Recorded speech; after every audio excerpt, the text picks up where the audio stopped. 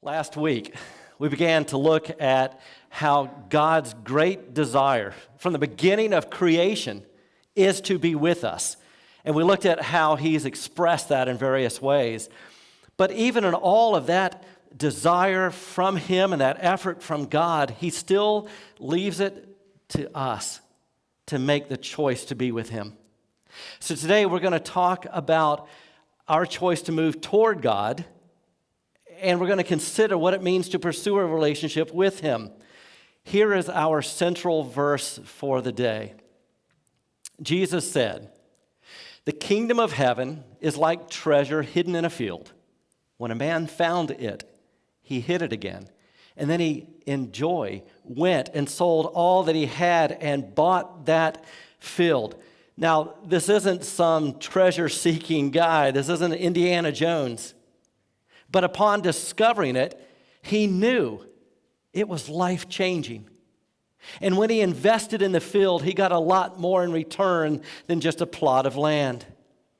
You see, when we make the choice to be with God, it doesn't mean that we go up and find ourselves sitting on a mountain somewhere and learning how to chant. It doesn't mean that we're supposed to eat just one meal a day or pray and read the Bible 23 hours a day. We can learn to be with Jesus in every part of every day. As Christ followers, as disciples, there's a treasure to be found by being with Jesus, and it is worth everything we can invest to spend our day with Him. So here's a simple definition. A disciple is someone who seeks to make each day a chance to be with Jesus, to learn from Jesus, to become like Jesus. As we consider what it means to make the choice to be with Jesus every day, I'm going to cover three aspects of life in which illustrate how interwoven the fabric of our lives are. Three ways in which we choose to be with Jesus. So let's start with work. How do you work with Jesus? And why I start with work is because for many of us, the most concentrated part of our day in our waking moments is spent at work. And did you know that how we work and how we approach our work can actually have a life and death decision to it? This is very significant. One study discovered that outside of genetics, the one most important predictor of longevity of life had to do with work satisfaction. Now that you know that, some of you are wondering, am I going to die at any moment? Because I have no work satisfaction. Since work is such an important part of our lives, I think it's important to talk a little bit about the biblical perspective of work. Because you see, over the last couple of centuries, due to the Industrial Revolution, we've come to equate work with having a job, which means we get a paycheck. And the result is we distinguish between those who work and those who don't work. So what we do is put many people in the category, those that are retired, that are stay-at-home parents, that are unemployed, and we tend to think of them as not working. Now, you may have heard many times before that there is no such thing as a dumb question. Oh, yes, there is. You ask a mom of young children, "Do you work?" That's a dumb question. So we have to redeem the biblical definition of work because it encompasses far more than what our culture has defined.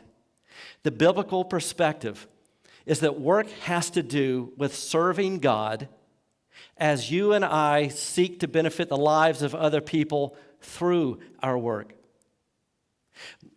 Work includes paid employment. Work also includes household chores. I heard the story of a husband who was sitting on the couch reading his newspaper while his wife, 8 months pregnant, was in the kitchen on her hands and knees waxing the floor. His mother-in-law walks in and exclaims, "How can you let my daughter do this?" He peers over his newspaper. He said, "I tried to help. I told her if she would tie a rag around her huge belly, she'd get done twice as fast." No one ever saw him again. Work includes study and schoolwork. It also includes our volunteer service at church and in the community.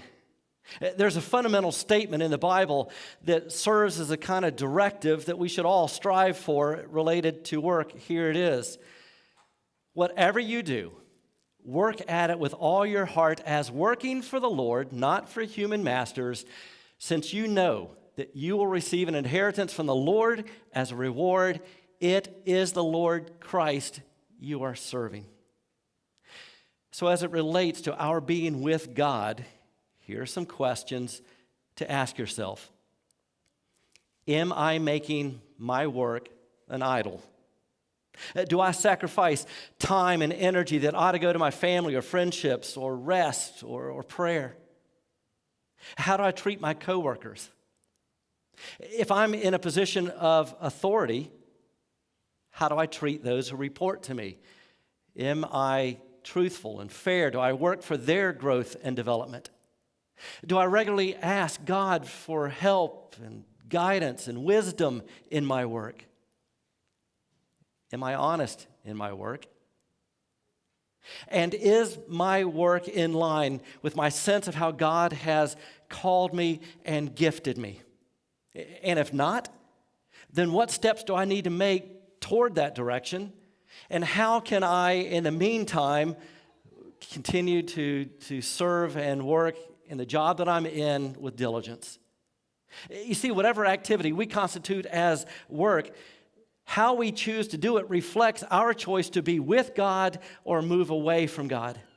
It's important to remember that one of the best learning opportunities most of us have to discover the truth about ourselves is through work, because work is often an intensive environment that God uses to test and shape us to become more like Jesus.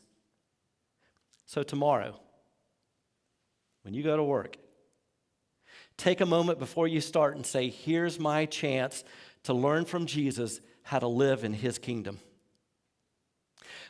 A second area where we can make the decision to be with Jesus is through our lifestyle choices. We all make choices about how we're going to spend our time. We all make choices about how we're going to spend our money, what our pace of life will be. Will we live in debt? How many commitments will we make? How much pressure will we be under? These have an enormous impact on our ability to get close to God or move further away. The Apostle Paul said, "Do not conform to the pattern of this world." As another translation puts it, don't let the world squeeze you into its mold. But what happens is the world says, move faster. So we do. But when we move faster, it cuts into our prayer time. And then we become more anxious and increasingly angry and eventually unable to love. You see, if Satan can't get us to defy God outright, he'll settle for making us real busy. Pastor and author John Ortberg tells of a time that he was in Germany for a ministry assignment. It was a weekend, a full weekend. He flew out of Chicago on a Friday night, arrived Saturday afternoon. Here's how he described the weekend. He said, I arrived Saturday afternoon and did 4 talks, a question and answer session, a couple of magazine interviews, and a radio broadcast in 48 hours. There was still one interview left to go, so we decided to do that in the car on the way back to the airport. On the Autobahn, where there is no speed limit, we didn't have much time until we had to catch our plane. I looked up, and the driver was doing 230 kilometers, somewhere a little over 140 miles per hour. And I'm saying on the recorder, hurry is the great enemy of the spiritual life of our day. You must ruthlessly eliminate hurry in your life. He said, next to me out the window, the German countryside was just an absolute blur. The guy from the States that was with me was sitting in the front seat thinking, this is how I'm going to die. Speeding at the speed of sound in Germany listening to a guy in the back seat drone on about how I need to eliminate hurry from my life. So what is the pace of life in which you can live and still be intimately connected to God? What's the pace of life at which you can live to be able to effectively love people and enjoy life? And some of us aren't going to like to hear this. God did not make you to work all the time. This might come as a shock to those of you who are type A's, but part of God's will for you is to rest, relax, play, create, be renewed. The point is, we each need to come to a place where we can say, I will need God's help to make decisions wisely. Now, carry that wisdom principle into other aspects of your life, a job change, a relocation, a new relationship.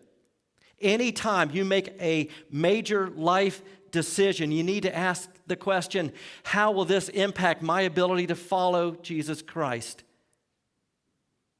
As a parent, as a spouse, as a friend, so on. If you're going to make the decision to be with Jesus through your lifestyle choices, saying yes to Jesus means you're going to have to say no to some things. What do you need to say no to? Maybe you need to say no to debt. Perhaps you'll take a financial management course or start to make the move from financial pressure to generosity. Maybe you need to say no to certain time commitments. There could be activities in your or your kids' lives that aren't bad in and of themselves, but they just contribute to the overall pace of life that's not healthy. Maybe it's a major purchase that could put you under financial pressure that's not healthy. Maybe it's a need to honor the Sabbath. Then there's a third area that we can make the choice to be with Jesus, and that's in our relationships. Have you considered that when you are with people, you are actually making the choice either to be with Jesus in those relationships or exclude Jesus in those relationships?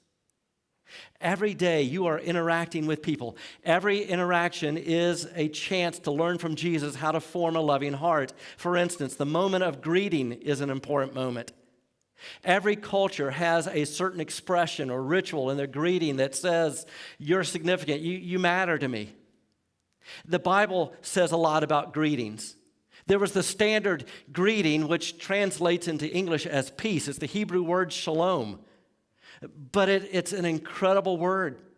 It means basically, I am wishing you nothing but God's wholeness in every aspect of your life. That's a pretty significant greeting. Now, apparently, there were some people who got overly zealous in their greeting, and it was anything but peace. In the book of Proverbs, there's a warning not to get super spiritual in your greeting. It says, if anyone loudly blesses their neighbor early in the morning, it will be taken as a curse. And Jesus warns the religious leaders, saying, watch out for the teachers of the law. They like to go around or walk around in flowing robes and be greeted with respect in the marketplaces and have the most important seats in the synagogues and the places of honor at banquets. In other words, for these pious people, it was all about greeting them in such a way that props up their status and their importance. Are the right people talking to me in the right way? Do they remember who I am? Do they say nice things to me?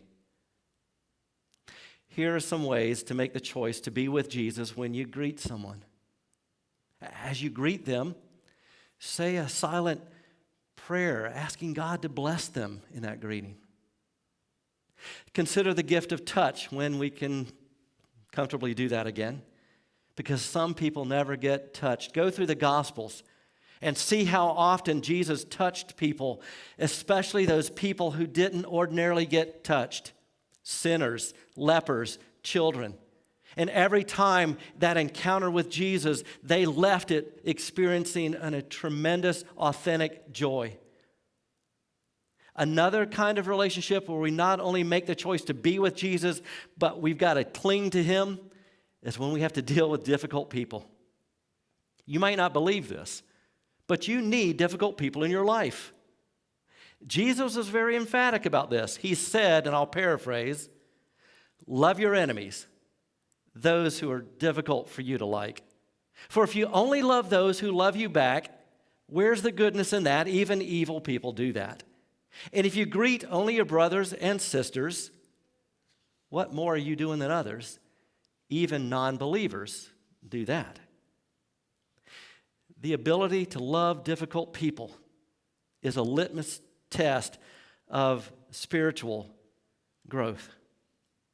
This means you need difficult people in your life. Now, the Apostle Paul gives us an out when he says this. If it is possible, as far as it depends on you, live at peace with everyone. So sometimes it's impossible. Nevertheless, spiritual growth happens in relationships when difficult people are in relationship with you because you are drawn more closely to Christ. Your new intention is to treat them as Jesus would, and you cannot do that apart from him. So if you've got some difficult people in your life, be glad. And if you don't, we'll assign you some. I'm not even looking around at anyone in particular.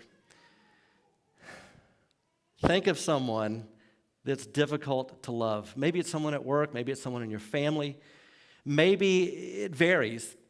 The relationship with this person sometimes goes very smoothly, sometimes it doesn't.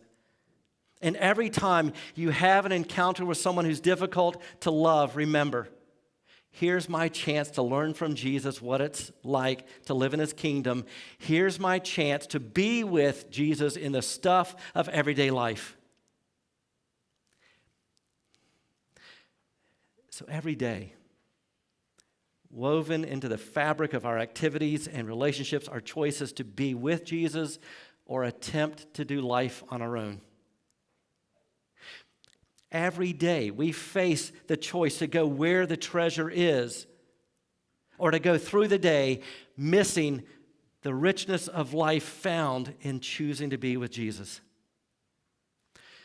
Moses once prayed, and it's recorded in the Psalms, teach us to number our days that we may gain a heart of wisdom. I pray that God would wake us up every morning to say, here's my opportunity to be with Jesus, to learn from Jesus, to become more like Jesus, and to treasure this day.